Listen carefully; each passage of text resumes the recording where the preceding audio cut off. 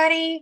It is your team of caregivers at the Florida Center. How are you doing? We hope things are going well.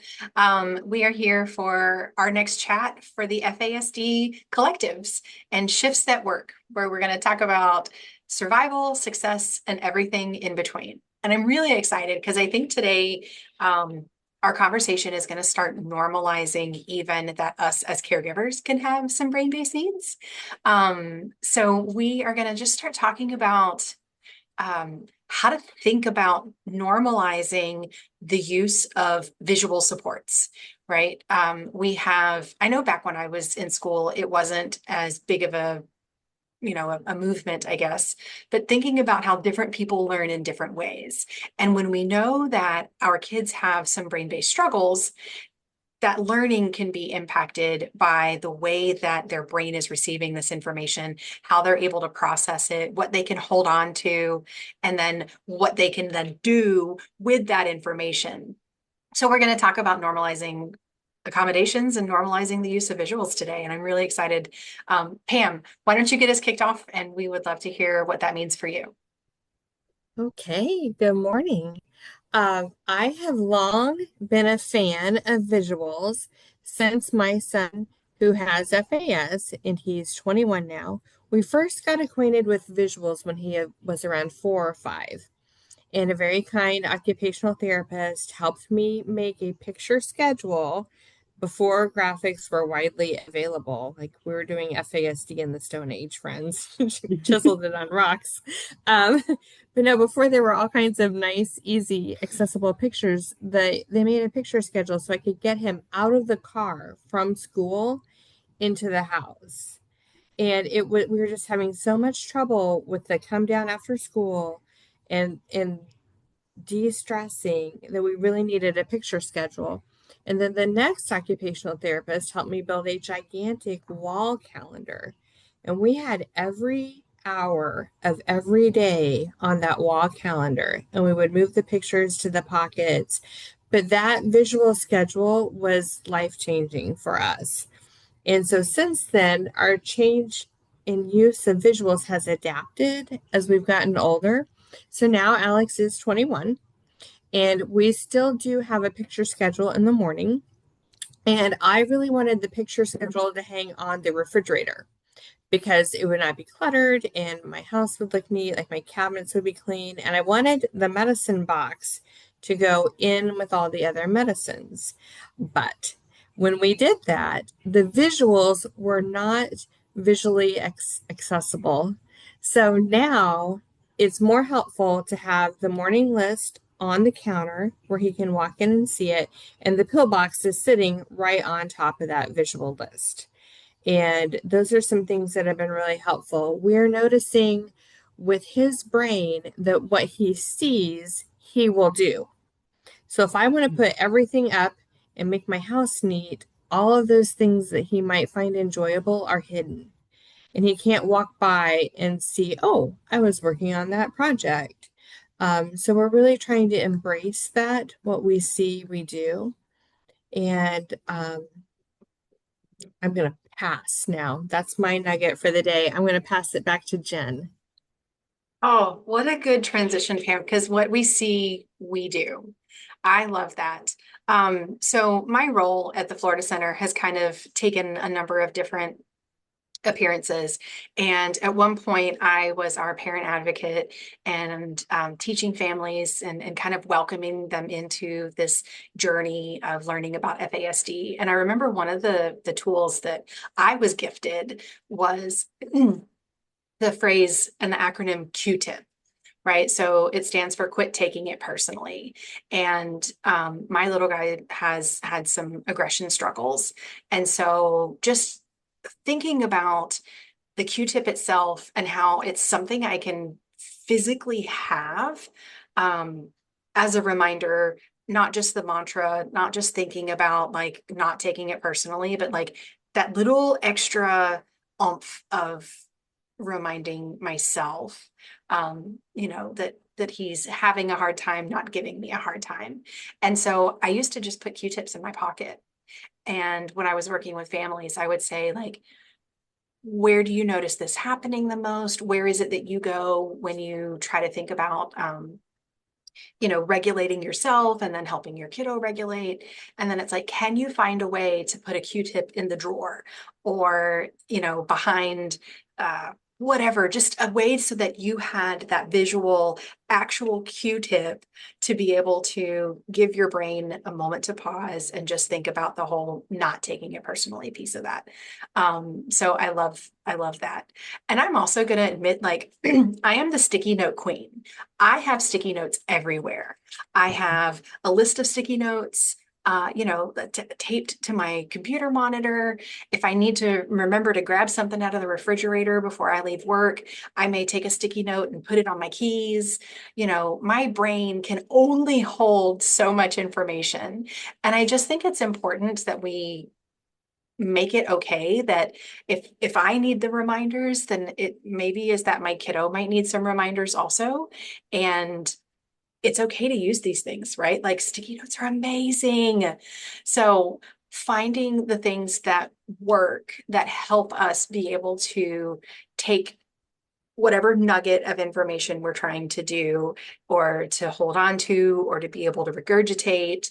Um, just finding ways that we can say, oh, I think I might use visuals as well. I really like being a visual learner or whatever the case may be. Just really getting curious about it and see what kind of things might you already be doing that are visual supports for your kiddo. And then just starting to normalize that in conversation, thinking out loud with your kid, that might be helpful, or with your partner, or your friend or your mom or whoever it is that may be supporting you and your loved one with FASD. Rosemary, you always have really great ideas. Share with us from your perspective about normalizing visuals. Excuse me. Hi, FASD community. My kids are in their 20s now, so I've been through all the ages and stages of development and learning about this disability. And there are things that I did for visuals for my children that I also adapted some for myself. When my daughter was learning to potty train, probably 3, 4 years old, when she was switching from the little potty stool to the actual toilet, I had visuals of about 5 steps that a friend of mine who was a preschool teacher found for me, also in the old days of minimal graphics out there. And we put them on Velcro slips of paper, and they literally were hooked to the wall across from the toilet at her eye level. So she would always remember all the various steps because she could see them visually. And that really helped her because she had very big struggles with auditory processing. As she got older, especially in her late teens and early 20s, when she decided she didn't really love taking her medication anymore and it became a huge struggle, locking them up meant it was easier to forget them because out of sight, out of mind. And when you're dealing with 2 kids with this disability, your brain goes to mush often. So I did find a, a pill dispenser that I found on Amazon that I could do 28 days worth of her meds, which she took once at night, and I could lock it up, lock the key away, but have it sit out because every night at 9 o'clock, it would rotate to one hole where she would have to tip it over to get the medication out, and it had an audible alarm. So I knew immediately when it was time for her to take her meds. And then, in order to make sure she took them, she would have to dump them in her hand and come to where I was and take them in front of me so that I knew she actually took them all. But that audio and visual reminder of it sitting out where the whole family could see it made a huge difference. We all struggle with our kids when it comes to showering or bathing. They forget the steps. And, when adolescence hits, they're stinky and we can't get them to remember to do the steps unless we're standing there supervising, which who wants to supervise a 16-year-old in the bathroom? But that was a reality for a lot of our families. So a couple of us together came up with a plan of having the visuals with the steps in order. So if you're in a shower, it would be on the wall across from where the spigot is.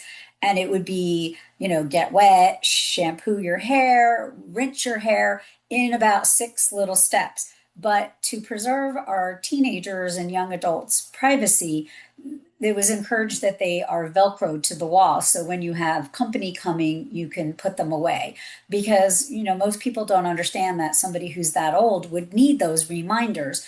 But our kids, in those realms of development, might be functioning like an 8-year old, and 8-year olds definitely need reminding. So when you look at their actual functioning age instead of their biological age, having those visuals really makes a huge difference in getting them to not forget. Because if they just stand under the water, they come out smelling like a wet dog instead of like a clean teenager. So those were some of the things. And for my own self, I learned to use my notes on my phone, because if I don't write it down, I'm going to forget.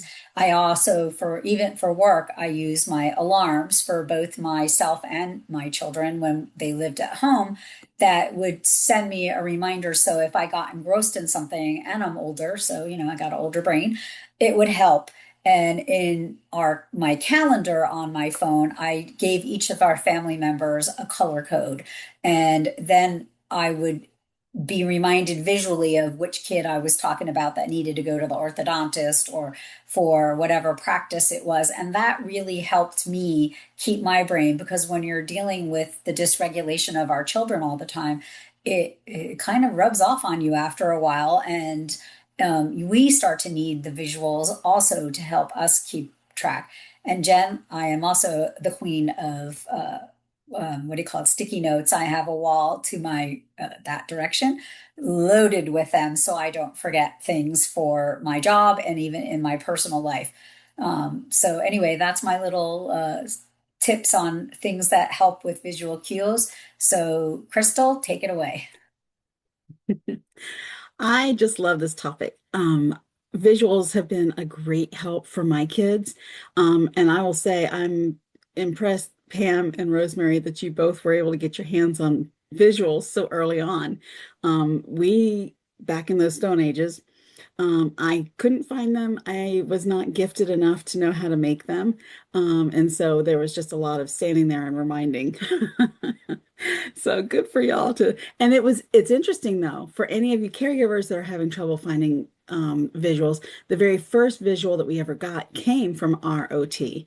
When I was like, we need help with brushing teeth. It's just not happening. She was like, oh, let me make you a chart. And I was like, oh my God, this is gold. So if you're having trouble, talk to your OT about making some charts. Um, so once we, started using more visuals with our kids, things have become so much easier. I love what Pam said about what we see, we do. It's so true. And it kind of morphed for us into, if one of my kids is in the middle of dysregulation and things are really, really bad at the moment, I know what to do inside and out. I know all the steps. I know all of the things. But in those moments, our brains are also flipped. We are also in fight or flight. And, sometimes we need visuals or reminders also to help keep us regulated, to bring us back to a center where we can help them through their dysregulation without being triggered ourselves. And so I've started using visuals for myself and my husband around our house. Sticky note queen over here too. I've got probably about 10 on my laptop right now. And so we've got the sticky notes up. I'm working on some different visuals that I'm printing up and just reminding us to, am I regulated right now? What can I do? Do I need to step away, take a breath? Just different things like that. And it's just been so, so helpful. I encourage everybody to use visuals because, you can customize them to where your kids' needs are. And it works. It's worked in our family, and I hope it'll work in your families too. So we thank you for being with us today on FASD Collective, Shifts That Work. We hope that this is a shift that may be helpful in your family.